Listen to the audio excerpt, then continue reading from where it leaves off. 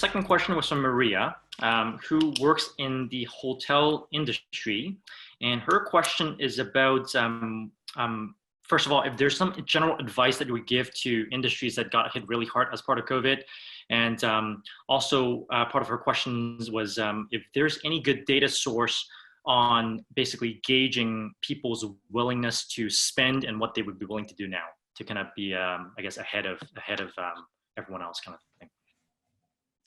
There's a bunch of studies online right now. I say check out Real Vision Television if you want macro information of where people are and where they're spending their dollars. There's also, I can give to you guys afterwards, I've been collecting a ton of graphs about this, but also Yelp has a great study on all the different categories. There's also like a lot of marketing companies, like agencies have a lot of inside information based on analytics as well too, to see where people are spending their dollars. But there's a lot of information out there right now of where people are spending, and possibly as well too, you can look at the future of where those spending dollars might go.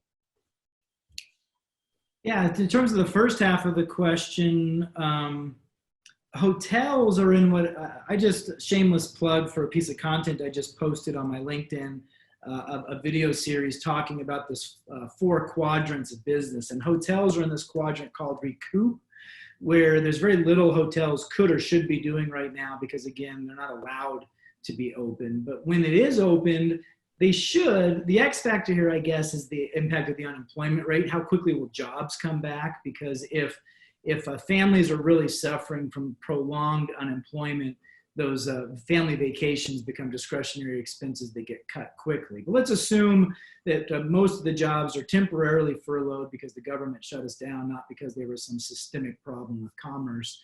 Hotels are not only going to get all the family trips that were planned for Q3, Q4, or for 2021, they're going to get the pent-up demand of people that are either looking for another 4 set of walls to stare at, or postponed the spring break vacation or the graduation trip. So what they need to be working on right now is maximizing peak capacity. Is there something more innovative that they can do that will allow more beds and heads, turning rooms faster, acquiring distressed assets from competitive properties, making sure that when the economy goes open, like we work with a mall client in Manitoba, that they were told on Thursday that the mall would reopen on Monday.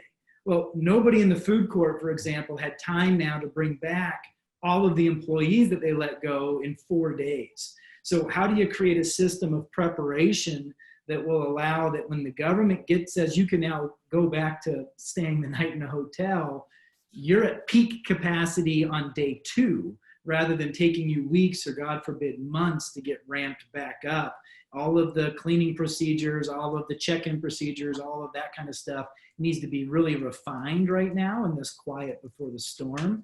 Because I do imagine that the hotel industry will rebound far faster than, say, the airline industry will. But if the cruise industry is any indicator, people are chomping at the bit to get away right now.